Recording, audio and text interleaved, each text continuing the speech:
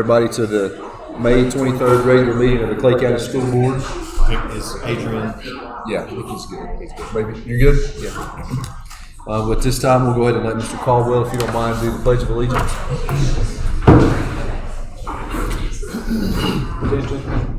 I pledge allegiance to the flag of the United States of America and to the republic for which it stands, one nation, under God, indivisible, with liberty and justice for all.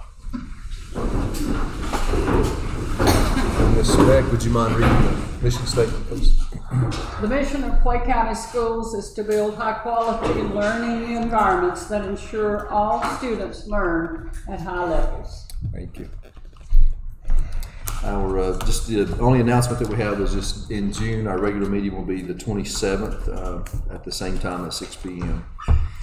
And at this time, I'll entertain a motion for the agenda. There is one change to that agenda.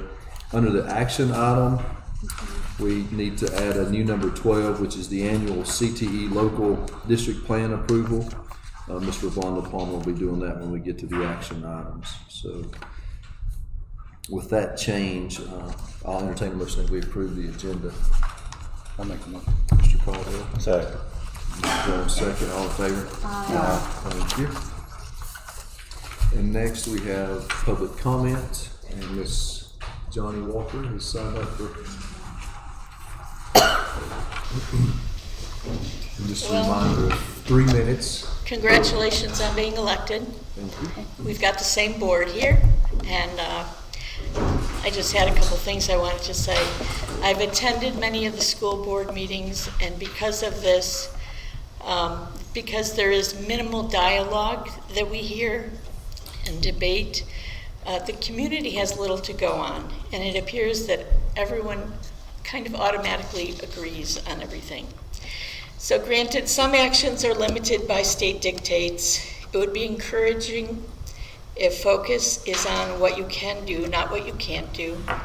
And I know these state dictates, the state dictates the learning objectives, but how we achieve those objectives is up to you and the teachers that you hire and staff. These kids are not Raleigh kids. They're not Charlotte kids.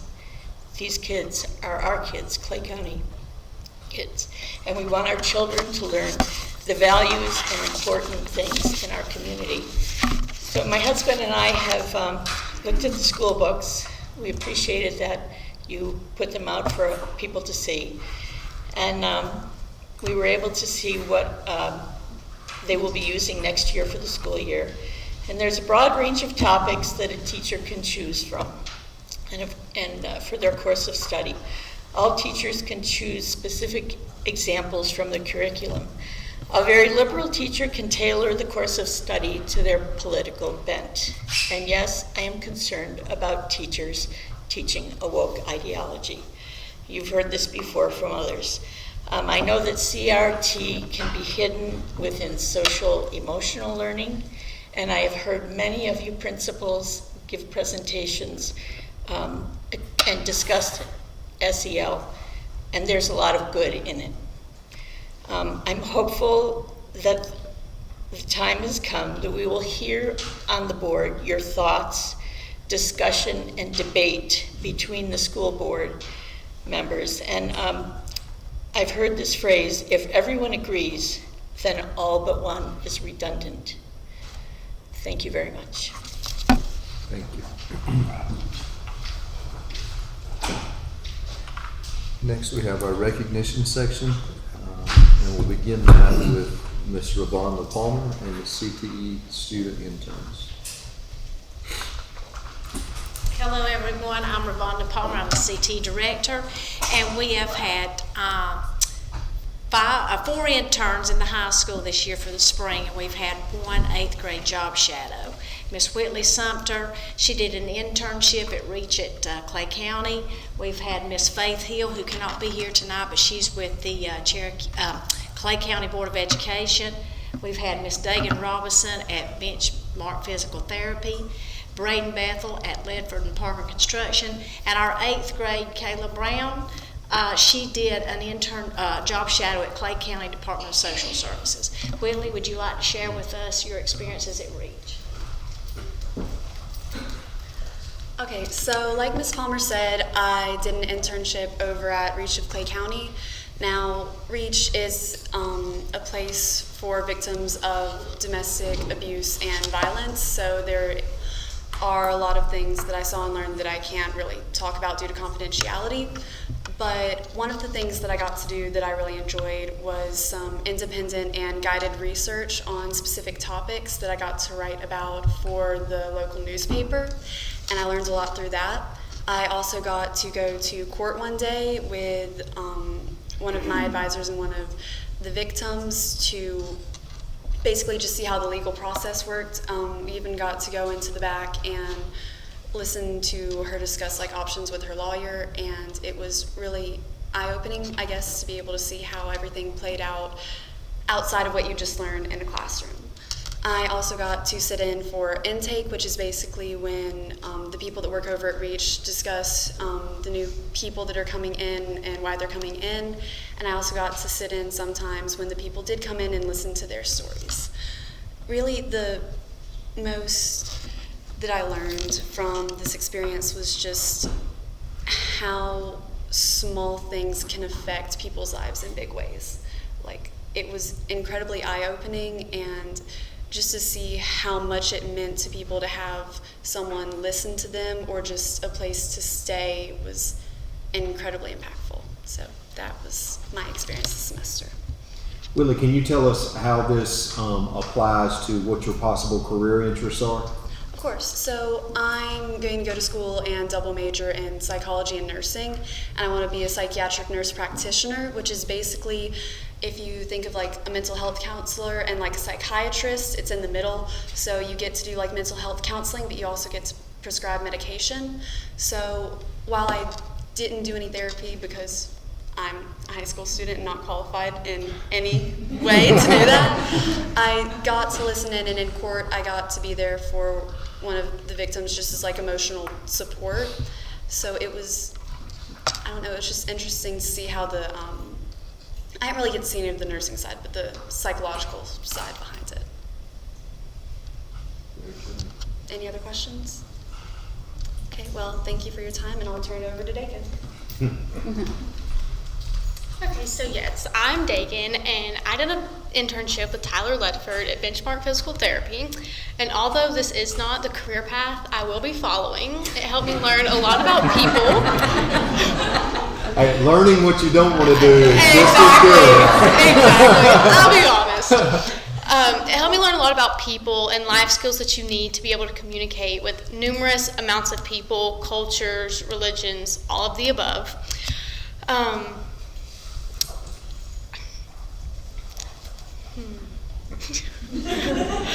It also helped realize that just because your patients come in 3 to 4 times a week, you can build connections with them, not just by helping them through their injuries or anything that happened, but you can make personal connections and relationships with them. Yeah. So what have you decided to do besides physical therapy? Dental hygiene. Funny you would ask. Very good. Yes. Very good. Thank you, Yes. Dave. So Dagan, I do have a quick question. How long was your internship again? it went from the beginning of this semester, and then till about 4 weeks ago. Okay. Yes. Yes. Thank you, Dave. Thank you.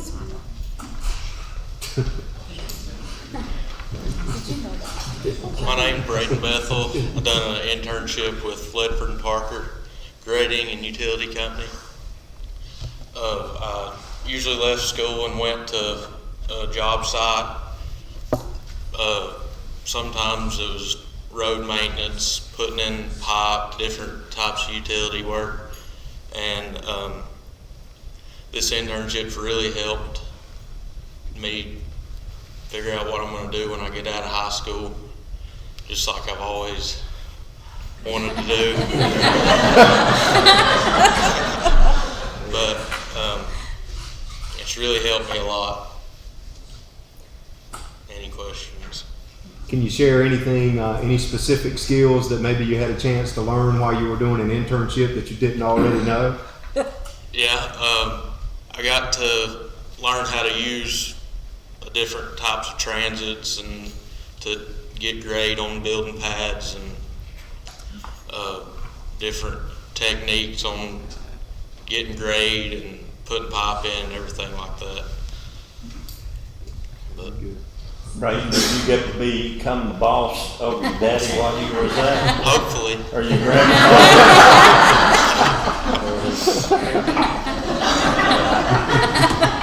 hopefully. Well, thank you for sharing, buddy. Thank you, Brady. Is that all? Thank you, Ms. Palmer. Very good.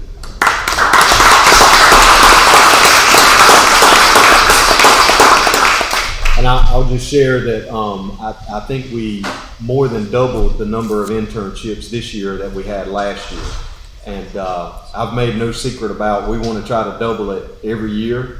And working with Miss Laura over at the Chamber of Commerce and Ravonda, you know, I kind of put the challenge out there that every member of the Chamber of Commerce, I want them to host an internship at least once every other year. And I think that would be a great partnership opportunity with the community and the Hayesville High School and our CTE department. So we're going to continue to try to add internships, and I think Ravonda's already got 2 or 3 new ones lined up in the fall. So, Yes. all right. Thank y'all. Thank you.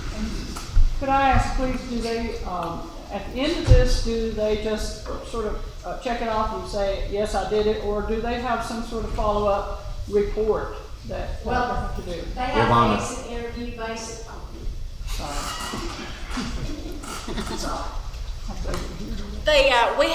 It's kind of like a performance-based measurement. There's a checklist of things that they have to do. They have to do journal entries weekly. They have timesheets they have to keep up with. I visit weekly to check on them. This is basically their exit interview. They're learning a lot of communication skills, and they're also learning whether they want to do this for the rest of their life or not. So I think it's a great program that we have, and I hope to keep building on it.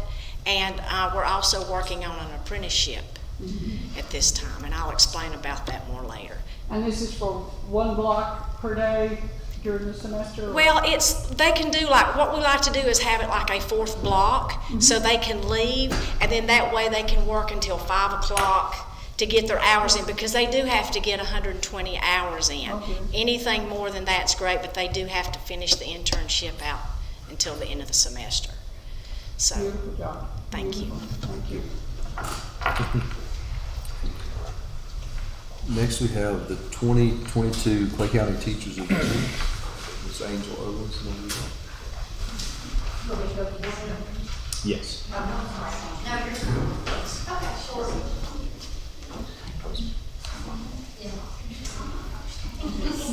Well, but we switched because Heather has to.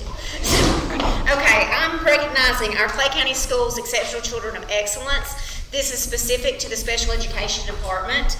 And this is also a statewide recognition that Courtney will get to. This is Courtney Sumter, I'm sorry. She's our school psychologist. And she will represent us in Greensboro at the state conference along with other educators of excellence in a nice banquet. She'll get, usually the governor's there and the superintendent of the state is there. And so we're very happy her colleagues voted on this. And she's been with us since 2015 and works in many capacities with MTSS, Pbis, lots of evaluations and reports, and she's a great asset to our team. She makes us stronger. So, congratulations.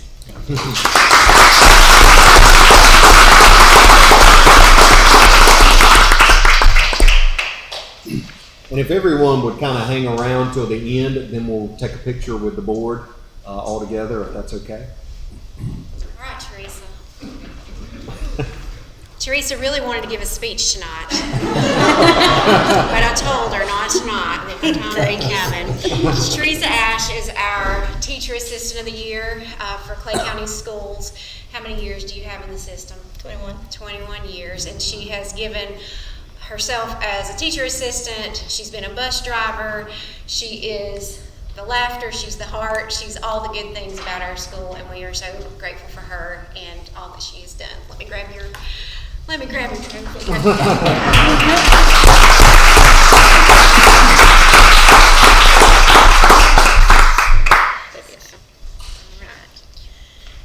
Stay up. Okay, next, Miss Bonnie. So as you all know, Miss Teresa and Miss Bonnie are both going out on the highest note they could. They're both retiring this year, but Miss Bonnie Kelly was selected as our Hayesville Primary Teacher of the Year. How many years do you have in education? 39. 39 years that she's given to children. 25 at Clay County. 25 years. So we couldn't be more grateful for all that Bonnie's given to our kids over the years. She's going to be so missed. Those are some really big shoes to fill for anybody that has been in our school and knows all the great things that Miss Bonnie does. So let me grab that. Thank you. Thank you, Ms. Bonnie.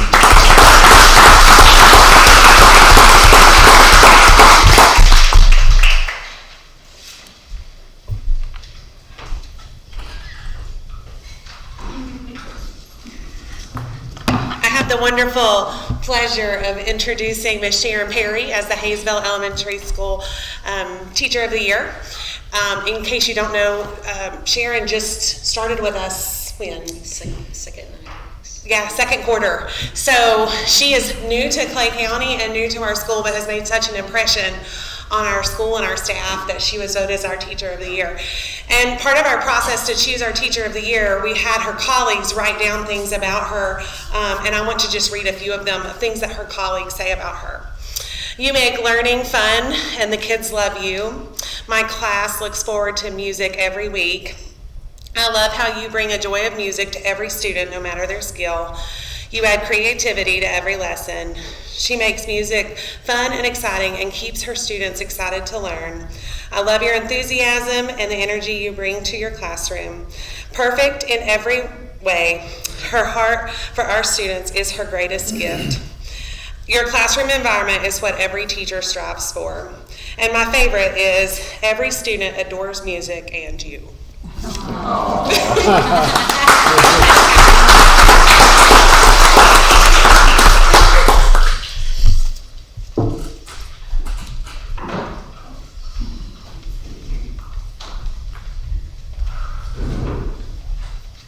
And our Hazel Middle School Teacher of the Year is Miss Ginger Sherry. Miss Sherry is our 6th grade social studies teacher. She's a great teacher. She's a great teacher leader in the middle school. Her students love her, and she's an asset to have at the middle school. So congratulations to Miss Sherry. Thank you.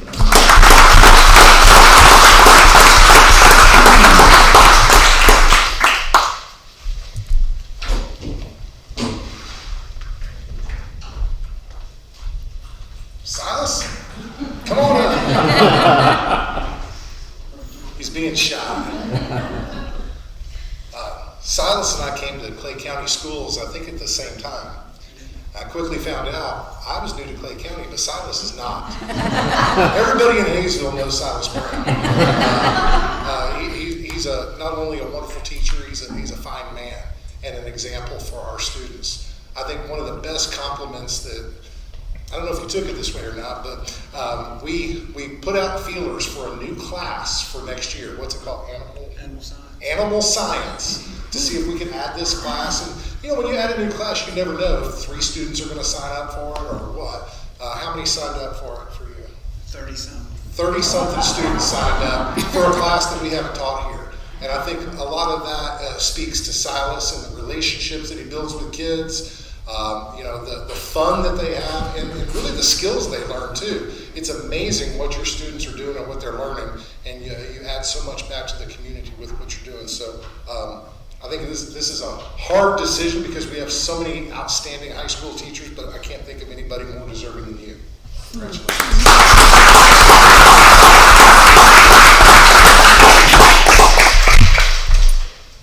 Okay, if everyone will come up maybe right here in front. The teachers of the year, assistant of the year. Silas, don't get in front of me. Just kind of right here in front. We'll fit in. Yeah, Don't let me cover your back. We'll fit in. Don't you worry about it. Don't you worry about it. Come on, Miss Bonnie.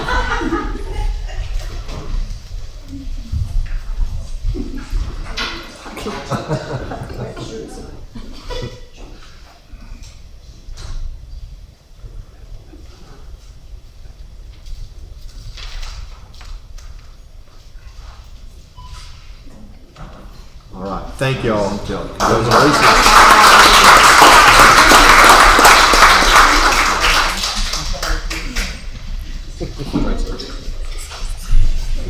And I will point out that we will be doing interviews with our Teachers of the Year over the next couple of weeks.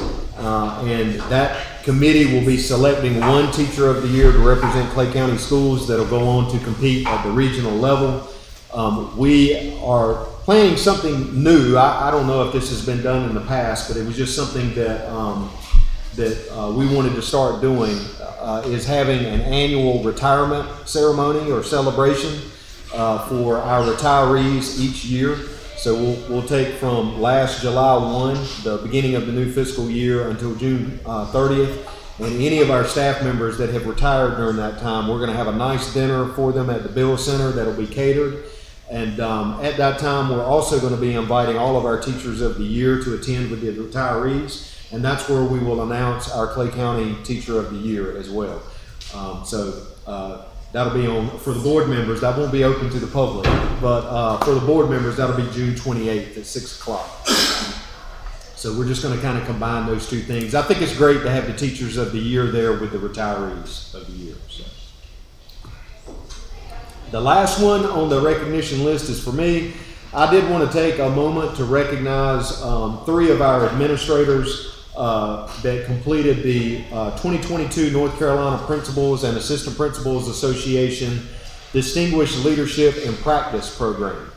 That is a program that has been in place statewide for over 10 years. I'm actually one of the teachers in that program. I teach one of the modules, and it takes the administrators through each of the standards on their evaluation tool. And they work together as a team, learning what it takes to be marked distinguished in those areas. It's a great opportunity to make connections with principals across the state because it's limited to 50 participants. They all have to be volunteers, and it requires a face-to-face meeting in Raleigh once every other month with a whole lot of online work in between. It's basically like taking a college course. It's very rigorous. But the people that sign up for work like that in order to grow and get better at their professions, those are the kind of people that you want to meet and to make contact with, because I completed this program myself in 2012. And I tell people all the time that the next year I ended up being the State Principal of the Year, and I attribute a lot of it to what I learned in this program and what I learned from the people that I attended with that program, because I burnt their ears up and their emails up asking questions, and I just had a lot more help than I had in the past. So I wanted that for our administrators as well. So that was Heather Clemens, Melissa Godfrey, and Jennifer Wallace. They all 3 completed that program, and I thought it deserved to be recognized based on the amount of work that it was. So thank you all for doing it. All right. Thank you for that, Mr. Joel. And thank you, ladies, and Ms. Wallace isn't here, but thank Ms. Wallace as well for volunteering their time to do that. So appreciate you all doing that. Next, we have our report section. So we have start with the primary school end of year ready data.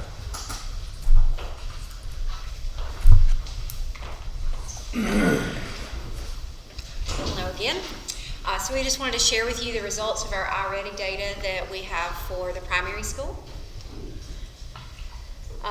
Again, the Diagnostic Assessment, which we have gone through these things before, it's a computer adaptive test that matches the difficulty with the student ability, and it adjusts as they go through that to determine what level the students are at. Some of our big overall shout outs, we wanted one from each grade. Kindergarten, 83% of our students improved their placement in iReady from beginning of year to end of year. 90% of our students at the beginning of the year were one grade level below in first grade, and that was reduced to 44% at the end of the year. And in second grade, in math, 81% of our students improved their placement from the beginning of the year to the end of the year. So we're really pleased with our overall data. This is just the overall big picture view of how they did in reading. Like we always say, we want those reds to decrease, and so you have beginning of the year at the top, middle of the year, end of the year, and you want the blues to increase, and that's exactly what we have done. We decrease overall our reds, which means 2 grade levels below, to 3%, and we increased our, the blue, the green and the blue. The green is the at grade level, and the blue is above grade level. So that is our focus. The yellows are the ones that still remain slightly below, and that's just our focus that we focus on through our interventions. Okay. And we're just going to look at real briefly at each grade level. This is our look at kindergarten. We've increased the at or above grade level from 2% to 58%, and decreased that below grade level from 80% down to 12%. So I'm a celebrator at heart, and I just thought it would be nice for you to see some faces in classes that goes along with those numbers, because it's not just numbers, it's our kids and our students that we want to celebrate. And so with our I-Ready reading, Miss Kyla's class in kindergarten, she had the most typical and stretch growth. And again, it all starts where they were at the beginning and where they were at the end of the year. And hers had the largest amount and percent of students who improved their placement. So we wanted to take a picture of her class. And then the next slide is the students in kindergarten, the top 3 students that show the most growth from beginning of the year. Miss Alicia happened to have all 3 of those, and you can see the 3, Kennedy, Mila, and Yahir, and we're growing together. That's our hashtag this year. And again, this is just growth. It doesn't mean proficient for any student. We focused on how much they grew, because that it attests to what the students have done and really the amount that the teachers have poured into them. All right, then look at first grade. Overall, this is reading. We have decreased. We had no students 2 or more grade levels below, and we increased our at or above combined to over 56% if you combine the green and the blue at the bottom. So Miss Felicia's class in first grade, she had the most. So they were working on just holding each other up and pushing each other to grow, and we were really proud of them, and that was for reading as well. And then our top 3 students for first grade in reading, we had Jackson, Lucas, and Jace. Second grade reading, we decreased our 2 or more grade levels below from 35% down to 11%, and again continue to increase the at and above grade level, close to 60% there that are at or above. Again, those yellows are going to remain our point of focus moving forward. And Miss Rochelle's class in second grade had the most typical and stretch growth in her class, and they just help pull each other. And this is the class we talked about at BOI and MOI that we're going to want to watch them until they graduate. You know, they're the ones I feel like that have been hit the most. They've never had a normal year of school until this year. And there is our top 3 students. We had William. Miss Adriana couldn't be there because she had just had a baby girl. And we had Miss Thurman with Kylie and Miss Rochelle with Arden. Overall, I read in math. Our big celebration here is that decrease in the red, because you can see how large of a gap that was to begin with and how significantly it decreased by the end of the year. It's kind of hard to see those numbers there, but we moved that yellow and the red significantly in the direction we want to see it go. Overall kindergarten, sorry, I'm just so I can see. Got red, there were no reds, which is great. Nobody that's so far behind that they're not in the realm of catching up. We still have a percentage of kids that are slightly below grade level, but overall, so pleased that we have over half of our students at the green with the slashing lines means that they are mid-grade level or above going into next school year. So Miss Delaney's class had the top typical and stretch growth in math, And so that is her class there with her. And then we didn't get a picture with Mr. Cole, so he's in there. We'll just have to add that. Yeah, not that Mr. Cole. Sorry. Mr. Colpatrick. And Miss Julie and Miss Kyla had Raylan and Canyon for our top 3 for kindergarten and math. And here's a breakdown of first grade. The big shout out here is 96% were below grade level, and that decreased to 33% from beginning of year to end of year.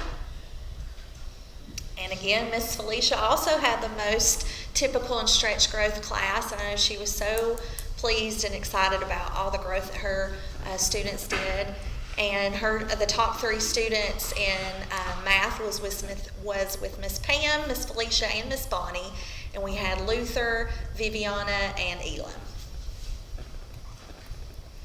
And this is our second grade group, and the big shout out here is that again 96% have been below grade level, and that decreased to 33%.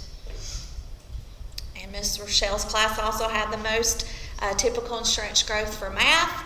And I know Mr. Jones will really like this next slide and probably recognizes somebody. Again, Miss Adriana's not pictured there, but Carter, Gibson, and Gage Jones had the top 3 along with Aubrey Knight for the second grade in math.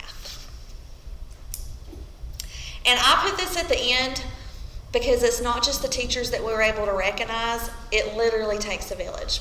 And it's not just our teachers, it's our custodians, it's our cafeteria ladies. I tell Jeannie all the time, if she takes our cafeteria ladies anywhere else, she's going to have a fight because we love them, and it just takes everybody. And so everybody that's involved there is included in that. Do you guys have any questions for us regarding our data? Okay. Very nice. That's awesome. Thank you. Thank you, ladies. Thank you. And next we have the elementary school report.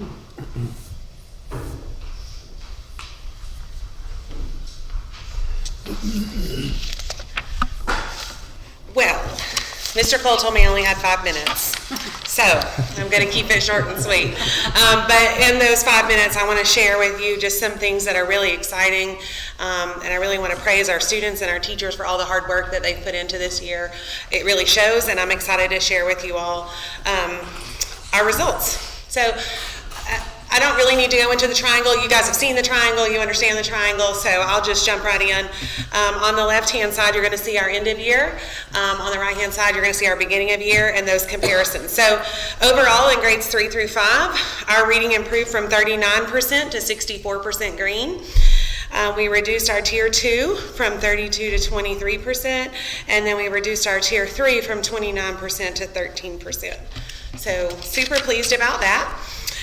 On the next slide, I specifically wanted to point out our improvement in vocabulary. So one of the things that we advocated for at the district level was a vocabulary curriculum. That we didn't really feel like we had a strong tool to be teaching vocabulary, and so our instructional coaches went to Mr. Cole and kind of pled our case for why we need this, and so that's been a focal point. What I'm really, really excited about is you can see our vocabulary domain has gone from 36% green at the beginning of the year to 63% green, and so I can definitely say without a doubt that it was effective. Vocabulary has been our lowest domain overall for quite some time, and so I'm really excited to see strides in that area, and just for Mr. Cole listening to our concerns. We adopted that program K-5, so I'm really excited that as those kids transition up to the elementary school, they will have also had that foundation in the primary school. This is kind of a breakdown, and there's a lot of numbers on this slide, and so I won't go into all of them, but what I want to specifically point out is these particular things here. So this is their overall, whether they're on grade level or below grade level, and then this is specifically their vocabulary, where they found vocabulary. What I want to point out is that we had 80% that were on or above grade level in vocabulary, and 82% that were on or above overall. So there's a really strong correlation between how they perform in vocabulary to how they perform overall. If you look at 4th grade, we had 56% on grade level in vocabulary, 54% on grade level overall. And then on this one, we had 50% in 5th grade on grade level in vocabulary, 58% on grade level overall. So So there's a really strong correlation between how they perform in vocabulary to how they're performing overall. So I think we're on the right track by continuing to target that and make it a strategic goal for us. And I think it's working, so I'm very pleased with that. This slide is one that I could like jump for joy over. We actually, on that bottom tier from beginning of year to end of year, we were able to switch our numbers. And by that I mean we started at 27 and we switched it to 72 from beginning of the year to end of year. And I'm so very thankful for our new math curriculum, thankful for the training that we've had that has helped us achieve that. We are just so thrilled with our growth in math, and I know with the letters training that they're doing for reading this year, we're going to see those gains in reading continue to come as well. But I think the slide speaks for itself. Of course, we were hoping for that 80% green, but we're getting closer all the time. So. I chose this particular slide because this is the breakdown for each 3rd, 4th, and 5th grade, and it just shows how that green is expanding in all grade levels. So that jump from 27% to 72%, it really reflects all of our grade levels and the growth that happened in each of those grade levels. And so that's just really a shout out to all of our grade levels and the hard work that they've done. So we've talked a lot about beginning of year to end of year, and obviously you would expect some growth from beginning of year to end of year, but I also wanted to look at year-to-year data. Now this you have to consider as different cohorts. The kids that are reflected in 2021, those 5th graders have gone to the middle school, and we've brought up some 2nd graders from the primary school. But I do think it's important for us to look at our performance overall, and you can see last year at the end of the year we were 57% green in reading, and we've expanded that to 64%. In math we've gone from 58 to 72 at end of year. So we're making good strides, and I'm super proud of my team, super proud of our kids, and I just want to brag on them every chance I get. How long was that? You're on it. Y'all have any questions for me? Great job. No, thank you. I think you're doing middle school. Yes. Just real quickly for middle school, I don't, Miss Coker. Okay. I wasn't sure Miss Coker was going to be able to make it tonight, so we just kind of put this together with some numbers that Miss Wallace had put together a little earlier and sent to me. You can go ahead and click through those. This is just real quick reading comparison at the end of the year. You can see on the far right where they are in reading overall in the school. So 52% above grade level, 22% on grade level, and 26% below grade level. So in terms of EOG, my experience with the iReady Diagnostic, those kids above grade level at 52% are almost guaranteed to make a proficient score on the EOG. So like you can count on those. The ones that are on grade level, most of those are going to score proficient on the EOG, but not all of them. And it kind of depends. You know, sometimes kids just have a bad day on EOG day, or, you know, just something happens. But either way, I think we should be very close to 70% proficient in reading at the middle school. And if that happens, that'll be a huge improvement from where it was the previous 5 or 6 years. And I will be completely satisfied with that until next year. And in which case, again, the goal is we want to get to 80% at Tier 1, which is proficient. And but that'll be a huge improvement. I'm not going to say that's going to happen yet, but it's looking pretty good. So school-wide math comparison, again, far left, above grade level is 41%. We can count on those. We've got 35% that are on grade level. So that's not quite as solid as reading. Math has been impacted in the last couple of years quite a bit more than reading has. So that's reflected in the data. But again, if we can pull out, say, 30 of that 35% that show on the iReady Diagnostic end of year as on grade level, if they can pull out a proficient score, then that still puts us at 71%, which is a really big improvement over where we were the last few years. So I'm really excited about that, and anxiously looking forward to see what will happen with the EOGs. We shall see. Any questions about the middle school? Not really a question, but I I think keeping in mind that for 2 years, there hasn't been any EOGs either. So I can imagine just the stress that some of the teachers and the students especially have on them. So, and I hope they don't stress about it. I mean, I want them to do good, but I don't want them to. Well, I think the way we've tried to approach it with the staff at each of the schools is to make it an exciting, fun thing. Like, don't think about it as a punitive thing. This is a chance for you to show how much you've learned in the last couple of years when we haven't had this data. And I think the more we push that data responsibility or that achievement responsibility down to the kids, we're on the right track. I think for too long we've put all of it on the teachers, when really it's the students that should be taking responsibility and understanding that an assessment is merely a reflection of what the work that they have done in partnership with their teacher. Learning is not something that their teacher does to them. It is something that they do with their teacher. So, and the kids seem to be, they've been coming along with that, at least in my opinion, in the conversations that I've had. They know what their data says, and they know what they need to work on and what they've mastered.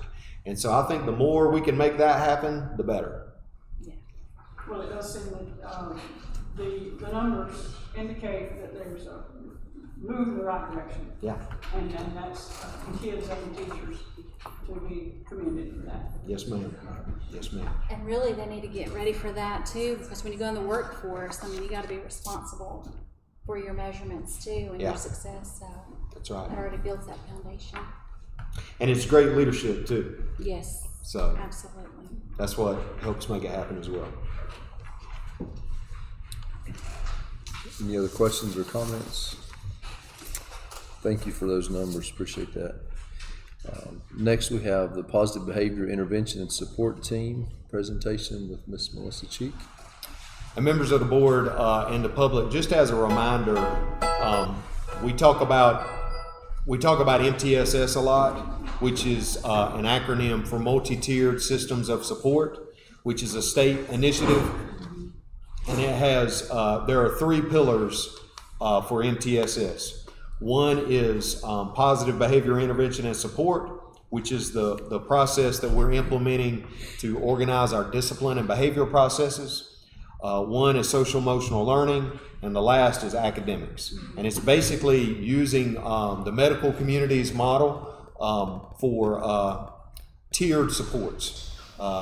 So tier 1 is our core. What do we do for everybody? And if we do that core very well, then 80% of our kids should behave well. They should be able to manage their own behavior, and they should achieve academically.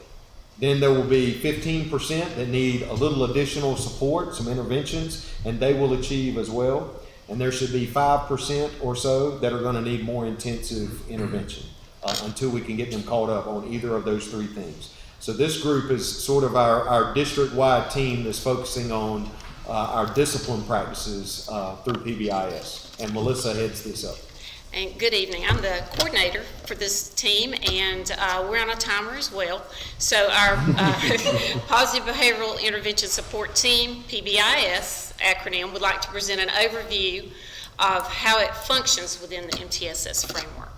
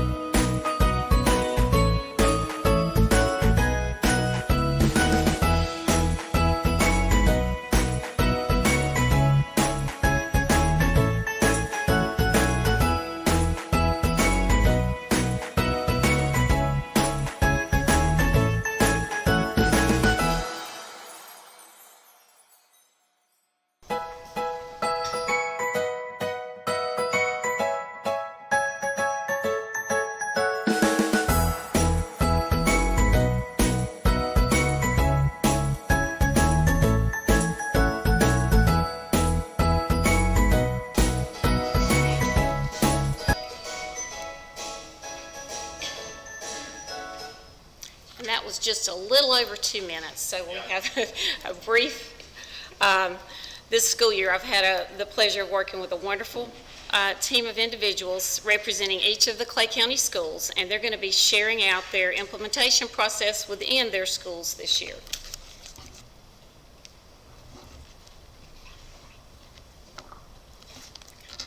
They've had to share some of their duties because Ms. Coker floated over to administrator position, and Ms. Rickett was helping Breeze because she was more in the instructional process. So we've had a good year and a full year and a lot of good staff.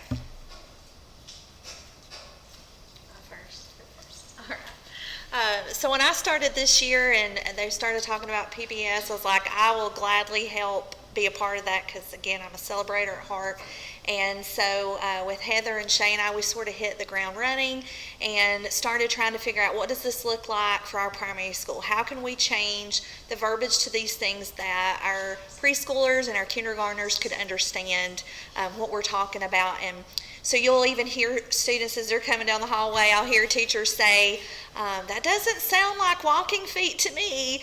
And so we put some signs up. We had Tony at Sign Fast help us get some signs. We have our matrix in our hallway.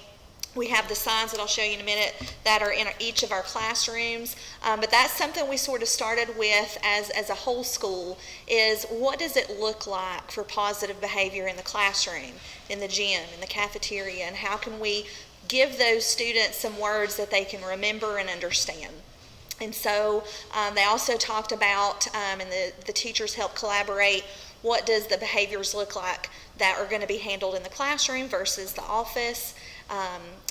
Ms. Shea does a wonderful job with our SEL involvement and things that they're using with a rhythm app that each student does each day, just sort of giving her an idea of how students are doing that day, and the things that the teachers use the educator's handbook when there is a behavior, and that is being given to the teachers and Ms. Heather.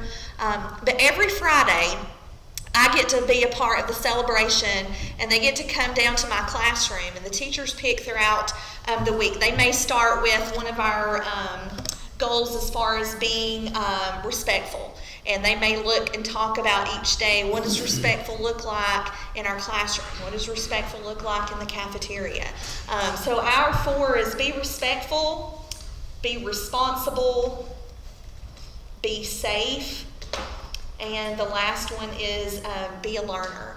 And so our graphics and everything is very kid-friendly. It has very just easy things for the teachers to refer to. And on Friday, after they've picked someone throughout the week, usually there's 4 or 5 students get to come down, and they get so excited when they see me coming. And they get to come down to my room, and we call it the school store, but it's not really a store. They have to buy anything. They just get to pick. And the first time they come, they get to go to the table 1. And they know the next time they get to come, they get to go to table 2. So the prizes increase each time. But that's something that they really look forward to, and the teachers have seemed to really grasp that and just have something to help remind them throughout the year and the week. But I'm really excited about even what this will look for next year.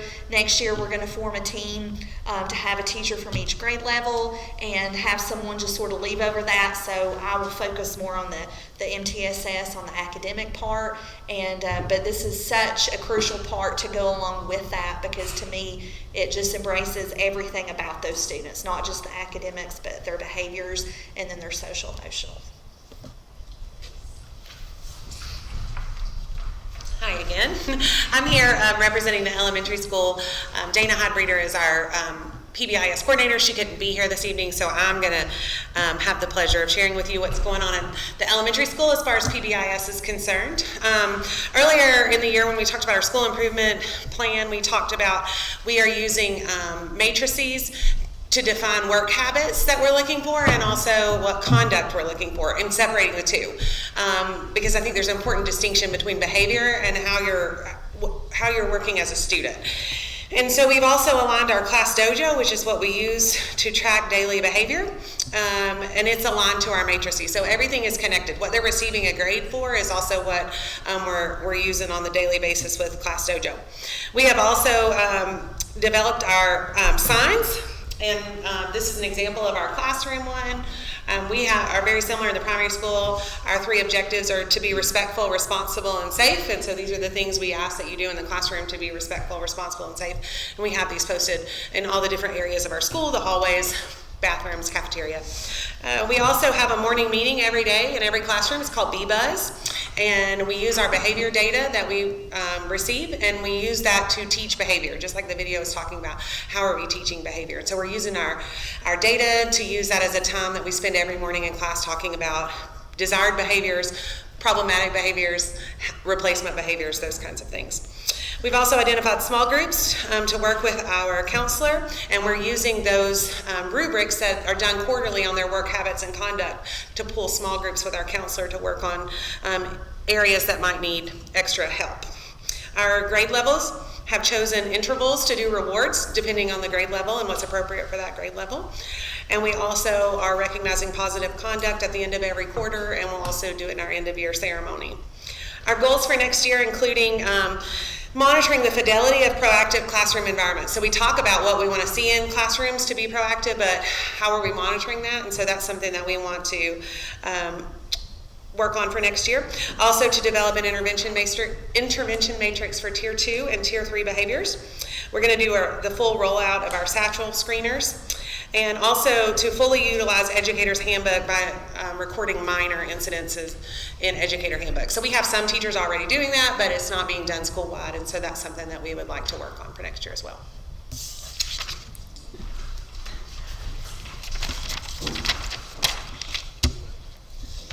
I'm Shannon Hogshead, and I'm one of the 7th grade teachers, and I took over the PBIS for the middle school when Ms. Coker went on maternity leave, and she graciously did not want it back. So I'm the respects lady tonight, and she forgot her signs, so you should, sorry. So basically I just want to give you an overview of what we've done this year and what our goals are for next year, okay? So for this year, since I've taken over in December, we've met twice a month. We really never didn't have anything nailed down in writing, and that was our goal, is to try to get it more consistent in the middle school. Is it 100% there yet? No, but we're a lot closer than we were. So with doing that, we've been able to come up with Student of the Month, which is based on the behaviors that we're seeing. And we're also put signs in the classrooms, restrooms, hallways, and again, we go with the same: be respectful, be responsible, and be safe. And during our SEL times in the morning, we also go over how that fits into what that looks like. They're modeling these behaviors and maybe what it doesn't look like as well. So with changing the way we handle behaviors in the middle school, we came up with a behavior matrix, and it was minor versus major, meaning what can be handled in the classroom versus what the admin needs to handle in the office. And that was not very clear up until this point. We have been using the STING system, which you know that takes points, and we really didn't have a positive way to reward the students or have incentives at this point. So we kind of separated the behaviors, and we sent a letter to the students, to the parents, and we went over it with the students. And at the end of this year, we kind of were just like, we want something that has more positive influence for our students. So this will be our last year for the STING system, and we will be using Educator's Handbook next year, as the rest of the campus does. And for rewards, we have done a middle of the year reward in December, and we're going to do another end of the year reward June 1st. So that's kind of where we're at. Our team members thus far are Amanda Coker, she's still with us, I won't let her leave, and Tina Barrett, Judy Boren, Tammy Dills, Emily Hedden, myself, and Kristen Taylor. So for next year, again, we've had to kind of redo our behavior matrix since STING is gone. So behaviors will be managed in classroom, and we're still nailing out between now and the end of the year what that's going to look like. We are not taking points, but we have to decide at what point minor behaviors become an office behavior if the behavior occurs over and over. Teachers are really good at handling behaviors in the middle school. They've come a long way since we've put it in writing, but we want to make it just more consistent so that if this happens, this is going to happen next. So that's what we're working on. Office behaviors will be the same. There are tiered consequences at teacher discretion. Admin discretion, sorry. And again, it's going to be the same that was sent to the parents before. The rewards are middle of the year and end of the year, and that's basically if you've had no ISS or no major incidents or no OSS. And we really want to reduce our OSS occurrences. They can't learn if they're at home. And I know as an EC teacher, I still go down to ISS to serve my students there, but if they're in OSS, that's not always the case. So we really want to try to reduce those as well. And for Pbis Incentives, we're doing monthly rewards as well. And the big thing I want to leave with you is we're doing a ticket system. And I'm so excited about this. Admin is on board and they're going to come down the hall the first Friday of every month. And basically the kids are going to get tickets for, you saw in the video, we caught you being good, and all the tickets are going to be handed out to the students. It's their responsibility. It's another thing we're teaching, to keep up with the tickets. And the first Friday of every month, they get to cash in for their rewards, or they can save up for a big prize on the cart. And we asked the students what they wanted, so they'd have some buy-in to this. Some wanted Starbucks gift cards, some wanted Xbox gift cards, you know. So those are the big items they have to work for. Some wanted some pencils because they always forget theirs. So, I mean, we've got a wide range of things here, but we're excited that they get to cash in. And as they have the cart come down the hallway with the balloons and stuff, it's going to be a huge, big deal. And the kids are going to be excited. And anyway, so we're excited to implement that as well next year. That's all I got. Questions? Okay. Thank you. All right, so I brought some things to share with you guys that we've been working on this year. So at the high school level, we started from scratch. Hang on until you get back. Oh, sorry.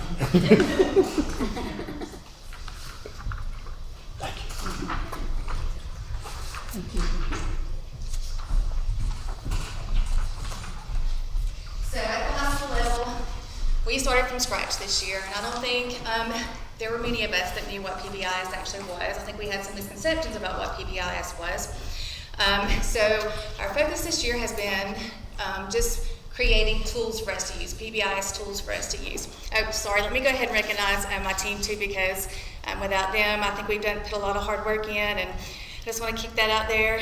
Jane Boritz and Quincy Riggett, Logan Thurman, and Amanda Thompson were all instrumental in this work that we've done. So one of the tools that we created was a set of common classroom expectations, and I think that's the first page that you have. So this just lets students know exactly what's expected, and it's common across each classroom. We also came up with teacher versus office managed behaviors, and so that lets teachers know what they should manage in their classroom and what they can actually send to the office and what that Oberlin and I would handle. We also came up with a consequence matrix for each one of those, so that lets teachers know what to do each step of the way. So on the first offense, they would do this, and on the second offense, they would do this, and so on. And the last thing that we worked on is a positive behavior recognition system, and I think that's the last thing in your packet.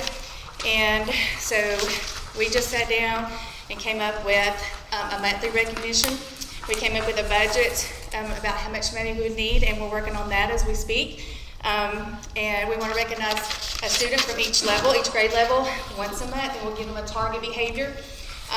The teachers will actually use a Google form to recommend, and then we'll do a little vote and recognize a student from each grade level each month. So there's where that is in a nutshell. And then our goals for next year is we just want to ensure that all teachers and staff are using our Pbis tools to fidelity, and we want to continue our efforts with Tier 2 and Tier 3 interventions. Any questions?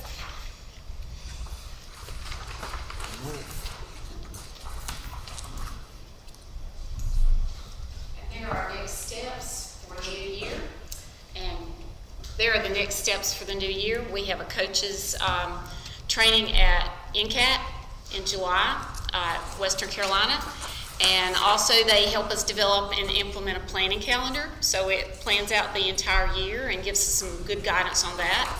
And then we're going to move forward with meeting district-wide and within the schools and begin the second year of Pbis. Thank you, and I hope we didn't exceed our time.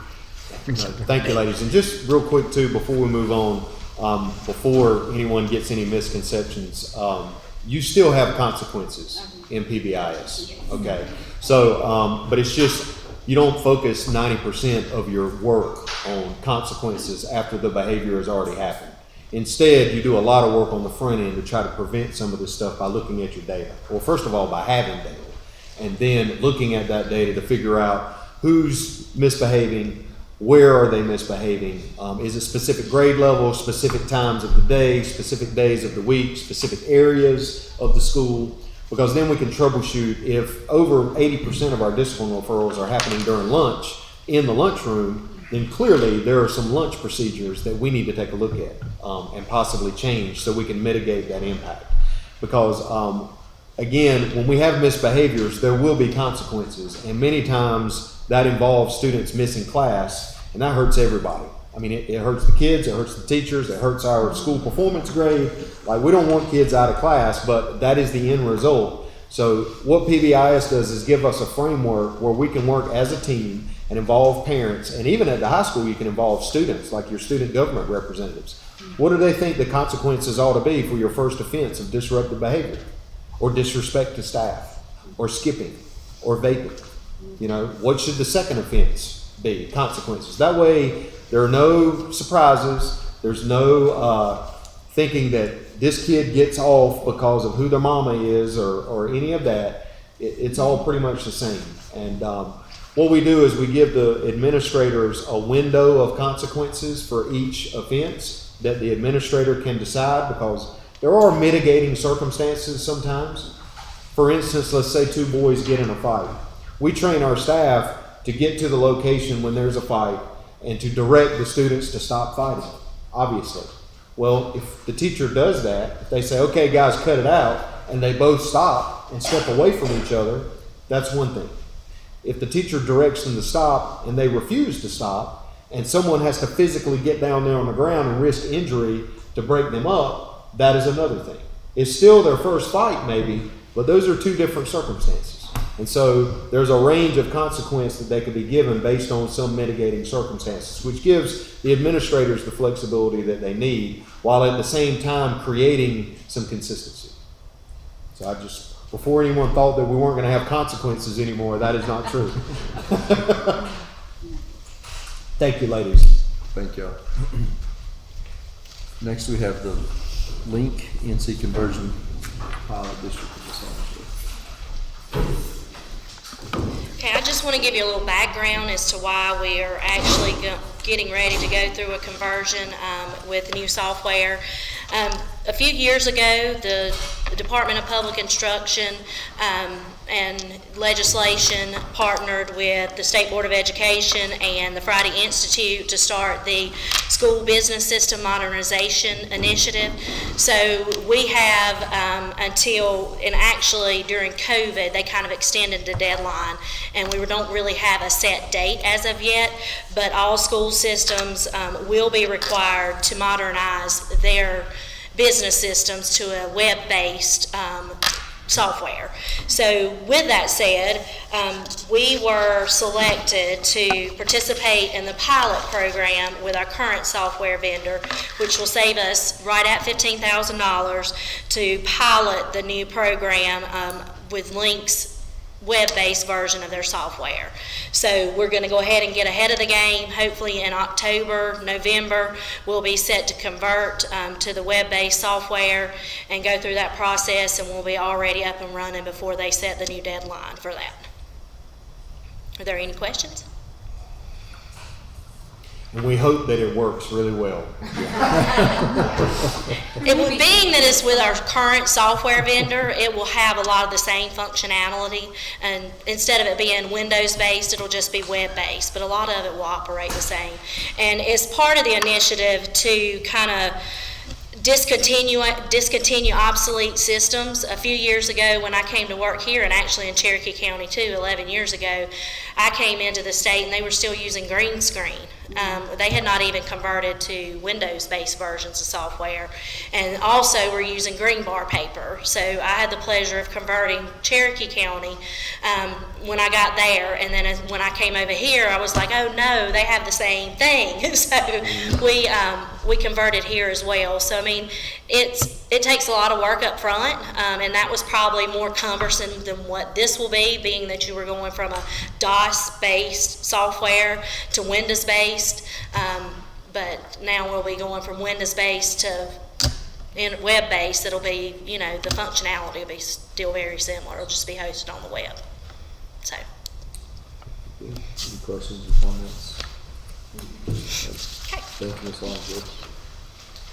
And next we have the annual CTE district plan with Ms. Ravonda Palmer. Hello, once again, I am the CTE Director of Clay County Schools. And I'm going to give you a brief overview of our comprehensive local needs assessments, which is basically our local application plan. There are different data gathering techniques that we use to create this plan.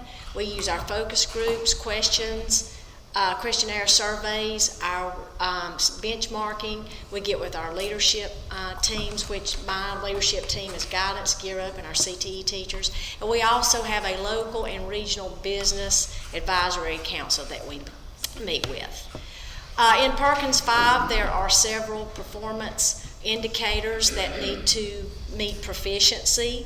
In our Perkins 5 grant, we have our 4-year graduation rate, reading, math, and science proficiency, post-secondary placement, non-traditional, program quality, post-secondary credentials, and our overall program quality, which is our proof of learning, which now under Perkins 5, that is either CTE post-assessment, a performance-based measurement, which we call PBMs, or credential as proof of learning. Just real quick, members of the board and the public, Ms. Palmer referred to Perkins 5 several times. Perkins 5 is the federal law that drives all of the requirements for our career and technical education program. Remember, CTE is a federally funded program with federal tax dollars that has federal rules. And this is the application. We have to apply for that grant every year. So this is the application for that grant. Now, and thank you, Mr. Cole. This application will be good until 2024. So now it's So you won't have to look at me again until 2024. I'm just kidding. We have some strategies for growth to help our students meet proficiency and exceed proficiency on our performance indicators. In September of 2022, I will meet with the guidance and other focus groups to develop a process to identify our students that are at risk in specific indicator areas. We will develop a process that we will ensure significant improvement in these specific areas. Our target date for that completion will be in December of 2022, and then in January of 2023, the CTE director will take this plan and share it with our CTE teachers and our administrators. Now, we do have some celebrations for our performance indicator assessments, our performance. We have Clay County's indicator assessments in science. Proficiency exceeded both state and local benchmarks. The state goal was 53, the local was 66.9. We exceeded that with 72%. And I just want to clarify what students we're talking about there. So when we talk about the CTE performance indicator in science, we're talking about our students that are CTE students and how they did on their biology exam, yes, which is the state science indicator at the high school level. What CTE is trying to show is that when students take CTE courses, they do well on their end of course exams, which at the high school would be biology, math 1, math 3, and English 2. So yes, we exceeded with 72%. We did. We also exceeded with our post-secondary credentialing. In fact, we ranked 8th in the state out of 116 districts. The state goal was 21.57. We did 66.7. We also exceeded with our program quality, which I said earlier is our proof of learning. We ranked 2nd in Western North Carolina with 76.57. The state goal was 71.63, and we are going to be number 1. That we are, Ms. Palmer. Yes, we are. We also ranked 8th in the state. Well, and we did, and that's pretty good out of 116 districts. That is. So that's awesome. And we're going to grow. We're always going to grow. Okay, promoting post-secondary education. Now, the CDC, which I'm also the CDC, will support guidance with the guidance department, with working with the students' 4-year plans and their college selections. We're going to host recruiters and speakers from post-secondary institutions, and hopefully we will be targeting colleges that offer things that we have here at our school, our pathways. We're going to also visit institutions. We're going to implement virtual job shadow on a middle school and high school level. We're taking field trips to industry and businesses in our area and our region. And just to clarify, CDC is Career Development Coordinator. Part of Ms. Palmer's job is to make sure that our element from 5th grade to 8th grade, that our students are exploring careers in all different types of areas, but particularly in the pathways that we offer. And then helping high school students also make that decision, because they're never really done with exploring careers. So. And I have good news. We got our grant. We've been awarded a grant for our Summer Accelerated Program Careerness Awareness through Clay County Schools, and we're going to be working with rising 7th, 8th, and 9th graders. And what we decided to do as a team, we are going to take kids on field trips and familiarize them with careers and businesses and careers that they can have here in our local, regional, and surrounding communities. Some of the field trips that I have planned so far are AV Tech, IOI, Blue Ridge Mountain EMC, Panelville. I've got a 8th grader going to do a job shadow this summer with Big Bear Veterinary. We have a field trip planned to Ridges to the Other Side. Biltmore, and it's not just a house tour. They have tours that you can tour their ag department and also restaurants. And so we got that today. That's been a process, but we're going to do that. And I'm looking forward to this because we will take their career interests that they've done in virtual job shadow on a middle school level. We also have a couple of more lined up mode, and there's one in Blairsville that I'm working on. And the thing with Panelville, and I'll bring me to my next thing, this is pretty exciting too. They have welding in the Blairsville facility, and we're going to try to place some welders there in internships. CT pathways and credentialing. So we have ag, automotive, business, construction, family, consumer science, and health science. We have a welding component credential that our students can earn in ag mechanics too, and that's kind of how we got started with our 3 welding booths. And we have 3 welding booths up now and equipped. Thank you, gracious donors in our community. That was really awesome. We set a goal and we exceeded it with donors, and we're taking off with credentialing in ag, which we're also going to go with Tri-County Community Colleges coming in the fall through Career and College Promise. And the students will be able to earn a certificate. Students that are juniors or seniors with a GPA of 2.8 or higher can sign up for these classes in the fall. Now, we can only take 6 at a time because we only have 3 booths. But with in the future, we hope to build on that. Who knows, we may get some more welding donations.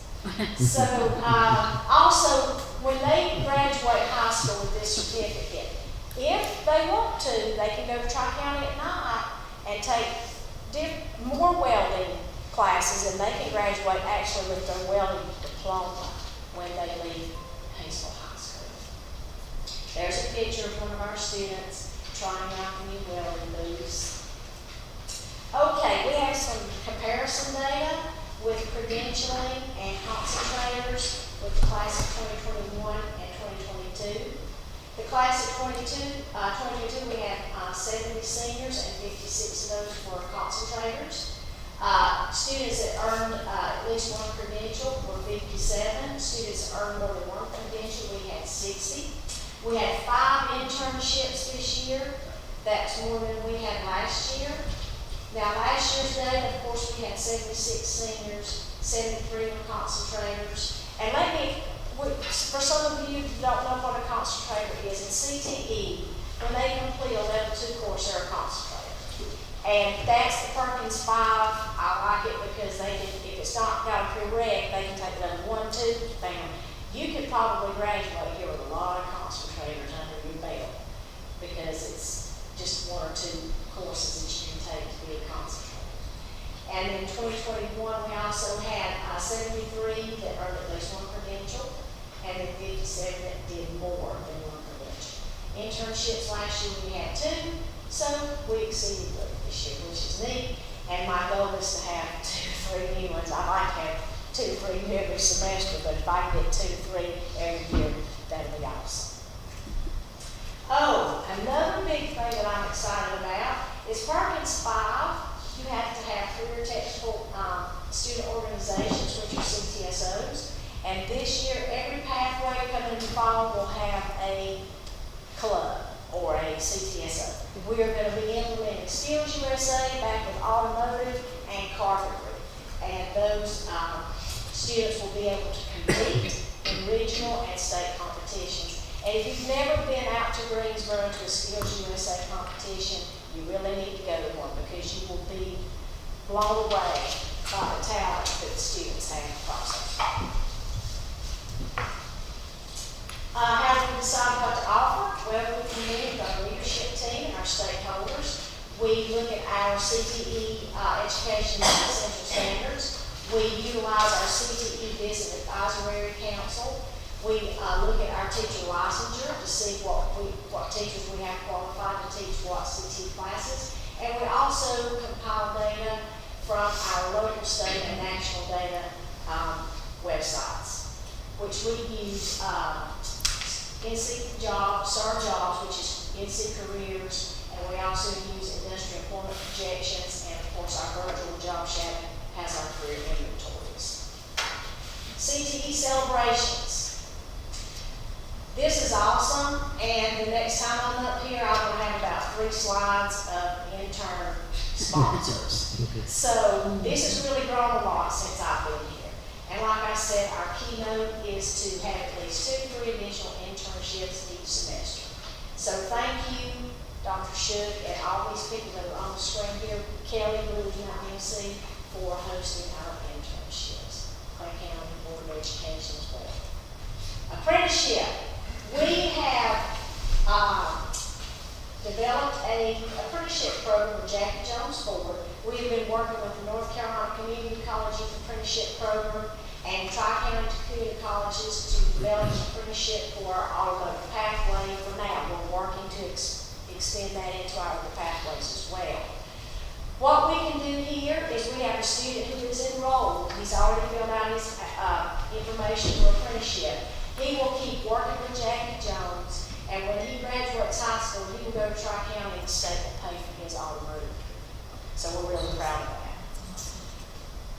These are our CTE Students of the Month. We started a new thing this year with each teacher nominates a CTE Student of the Month, and they have been awarded a cash prize of $25 from a local sponsor. They really like this, and I think this is going to help. I think the more things we implement to recognize our students, it will also promote our pathways and our CTE courses. Okay, we're getting there. We can best promote our career pathways with yearly reviews with our students' 4-year plans. We're working with 5th grade and middle school with career days, guest speaker, industry and high school tours, and job shadowing. Concentrators, yearly advisement of students, the CDC, which is the visiting classrooms and promoting the importance of what is to be a concentrator. There's a lot of advantages to becoming a CTE concentrator. The internships and the apprenticeships that I've been talking about is a major now with the Perkins 5. Once you're a concentrator, after you've completed that level 2 course, you can get a credit, and they consider that a major.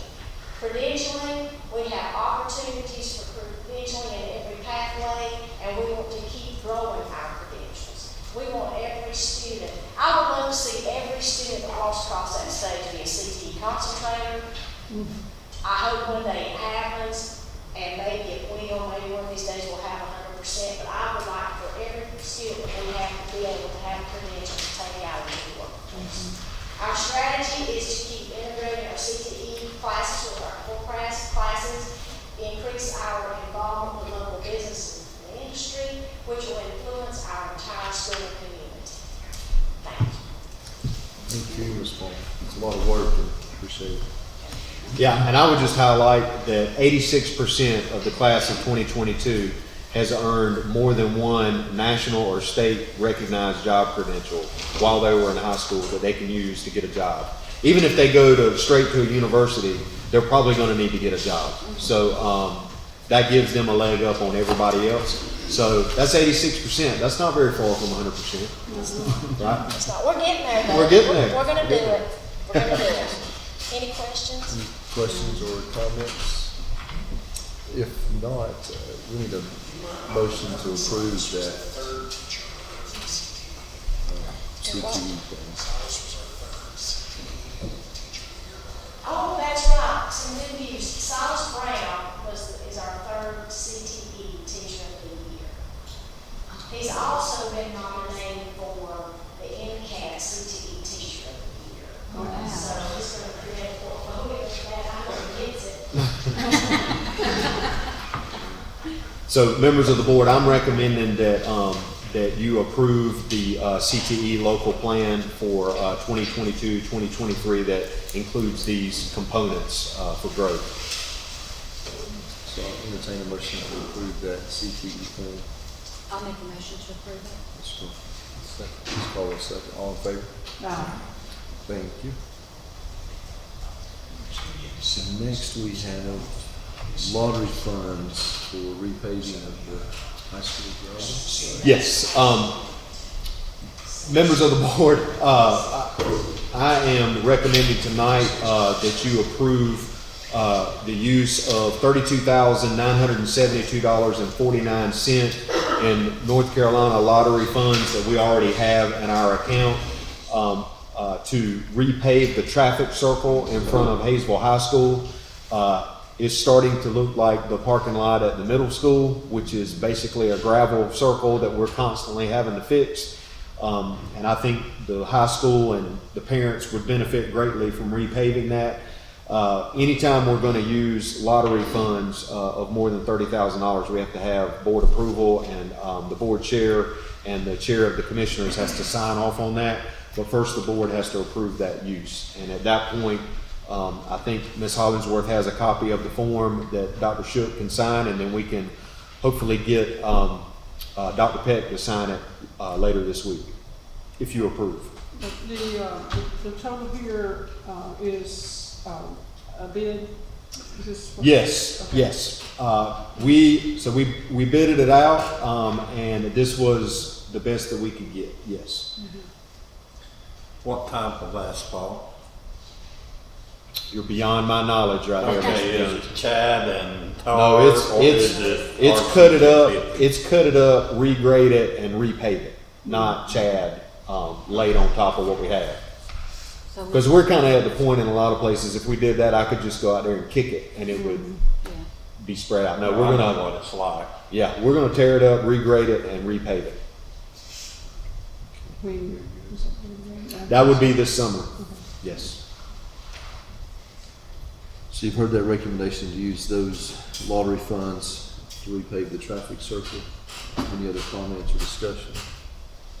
If not, I'll entertain a motion that we approve the $32,972.49. Make a motion that we approve Jones, $32,972.49. And I'll second it. Ms. Beck, second. All in favor? All right. Thank you. Next, we have Ms. Hollingsworth with budget amendments. Okay. Does it matter if it's blue or black? It's blue, okay.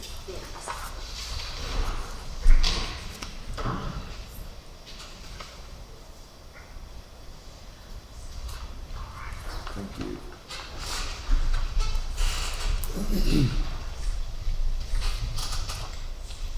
Okay, I have a few budget amendments this evening. We'll go over the state public school fund budget amendment first. We have an additional $6,269 that we're budgeting. We did need to do a budget adjustment for just $5 for the summer reading camp. That was just a typo, sorry. I think we have that on the do we have that on the PowerPoint, Adrian? We don't. Okay. Yeah, Okay. we don't usually. So it's an additional $6,269. For summer reading camp, we are doing a $5 adjustment. That's just a budget entry adjustment that we needed to make. And then an additional $6,274 for transportation, and that was for highway use tax allocation, second semester early college reimbursement, and then a regional lab contingency. Do you have any questions on the state? For local current expense fund, we are budgeting an additional $29,567. We got an additional $15,223 in timber, actually in fines and forfeitures that we had not anticipated having this year, so we went ahead and budgeted those funds for use, and then an additional $11,809 that we didn't originally anticipate receiving with timber receipts, so we budgeted those funds, and then $2,535 in miscellaneous revenue, and the majority of that is generated where we sometimes have to pay for subs for the different schools through our local current expense fund, and then the schools reimburse us those funds. So we have to make sure we budget for the revenue and actual expenses for those. And then the rest of what you see there is where we're going ahead, looking ahead to closing out the books next month, so we needed to make some adjustments so we align our expenses with the DPI chart of accounts. Do y'all have any questions on the local? And then on the next page, we have federal grants fund. We don't have any additional monies that we are budgeting there, but we did need to align some expenses with the DPI chart of accounts. ESSER has been a moving target with some of their budget codes. So in the last round of budget adjustments that we made, they took away some of our ability to use some of those codes, so we had to switch some stuff around to codes that were allowable, so we did that. Are there any questions? I'm assuming you foresee more of those changes like that happening with ESSER funds. Yes. Continues to, or the way we need to code it. The federal government, I think for the right reasons, was in a hurry to push that money out to the school districts so that we could use it. But the result of that is that they didn't quite have it all organized the way it needed to be right off the bat, and now they're kind of fixing it, building the plane as they fly. So, which creates more work for Ms. Hollingsworth. It does create a lot of work, but we're gonna make it work. I'd rather have the money and do the work. Yes. So. Very good. So you've heard those budget amendments from Ms. Hollingsworth. Is there any questions or comments on those? If not, I'll entertain a motion that we approve those budget amendments. I'll make a motion. Mr. Jones, second. All in favor? Aye. Thank you. And next, Ms. Hollingsworth, the North Carolina School Board's Trust Errors and Omissions General Liability Fund. We received our renewal notices for our automobile and inland marine fund insurance coverage, and also the errors and omissions general liability insurance funds. This year for the automobile insurance, the premium is $6,268, and this insures all of our vehicles that we use on campus, including the athletic buses, the white buses, not the yellow buses. Those are self-insured by the state. This was $7,224 last year, so it's down $956, but that is mainly because we had a few that came off of our insurance when we sold a few vehicles in the last auction. And then the next one is the errors and omissions general liability. It's a premium of $2,121. Last year it was $2,083, and that's only up $38 from last year.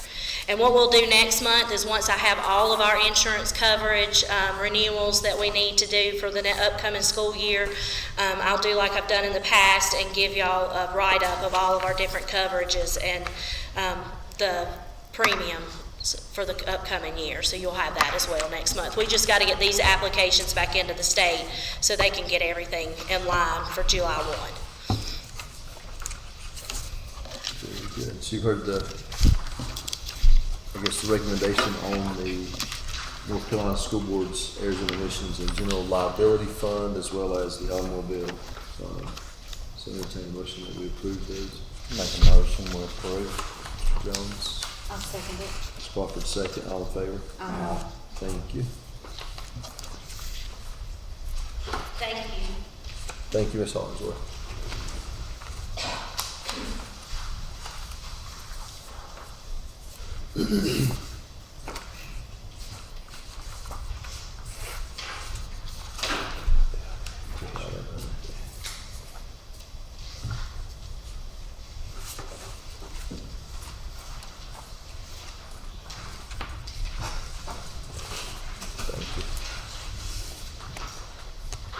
So that brings us to the consent agenda. So, in the consent agenda, we have the approval of the minutes from the April 25th meeting, the policies and regulations that were on last meeting as a first read, policies and superintendent regulations that are here for a first read, that should be in your email and Google Drive folder, and then the approval of the curriculum textbooks that have been out for public review in the month of April, right? That's correct. Figure out where we're at here. So I'll entertain a motion that we approve the consent agenda as it's presented. Unless there's any comments or discussion about any of those. And just, I included this in your packet. You'll recall that last month, the board approved the changes that it wanted to make to the attendance policy, but I told you that I wanted to get, we approved the content of it, but I wanted to get a clear policy from the School Boards Association that makes those changes. And so that's what's in your packet, and that's what was in your Google Drive for review.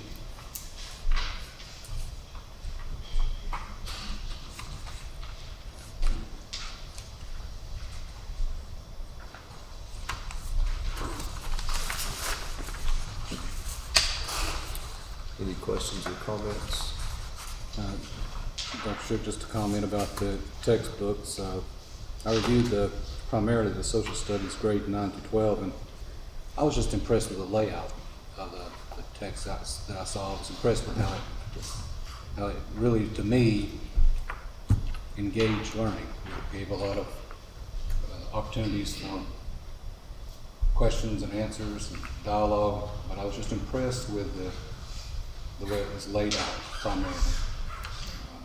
Just my overall thoughts on the textbook. Thank you. Any other?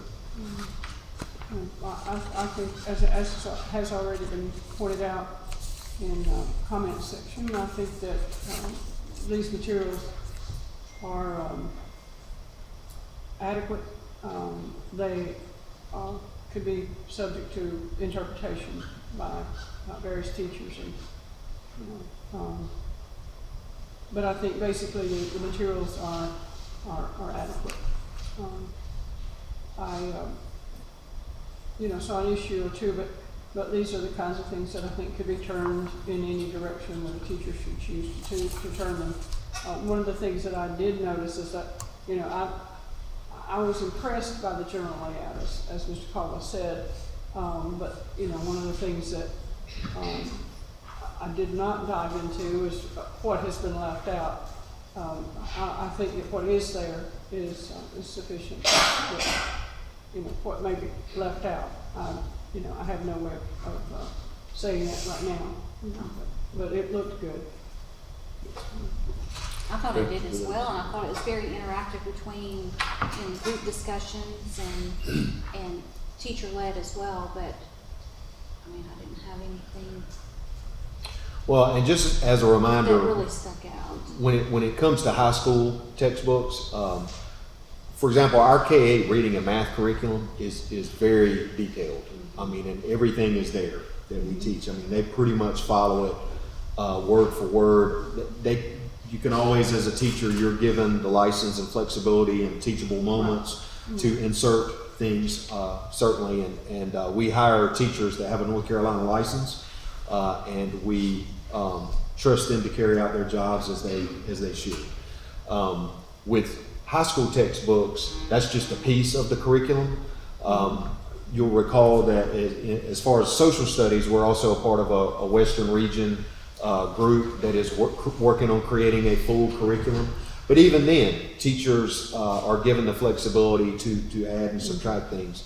All I would say is I know that there's been a lot of talk out there over the last couple of years about a lot of things. And I will reiterate over and over and over again to anyone that is interested, they are welcome. We invite them to come and observe our classes and our social studies classes. We have fantastic social studies teachers. We have a fantastic high school principal. All you have to do is give us a call. I mean, we don't want everyone showing up 100 at the time at the front door without us knowing, but give us a little heads up, and you are more than welcome to come and sit at the back of the room and watch us teach and watch our students learn. We have nothing to hide. We are teaching the North Carolina standards as we're required to, and and I'm sure our high school teachers would say the same thing. So. And I appreciate that you forwarded the comments that were received from public. Yes, that I forgot. We were able to see. I forgot to mention that. So our process was we posted all of the resources here in the boardroom for a little over a month. Everyone was invited to fill out a note card and drop it in the box. And what I did was I just took the cards and copied them into a PDF and sent them to the board prior to this so that they could review the feedback from the public before having this vote, which is what follows our policy. So. And do we know how many people actually came in from the public to? Well, I know how many people left feedback. I wasn't always here when people came in and observed, so I don't have an exact number. But I know we had feedback, I think, from like 6 or 7 different people. But I know more people came than that. They just didn't leave comments. Any comment cards? Thank y'all for those comments. Appreciate you doing that. So with that being said, if there's no other discussion on the consent agenda, I'll entertain a motion that we approve that. Mr. Caldwell, second. Mr. Jones, second. All in favor? Aye. Thank you. Any other comments or discussion from the board? If not, I'll entertain a motion that we go into closed session.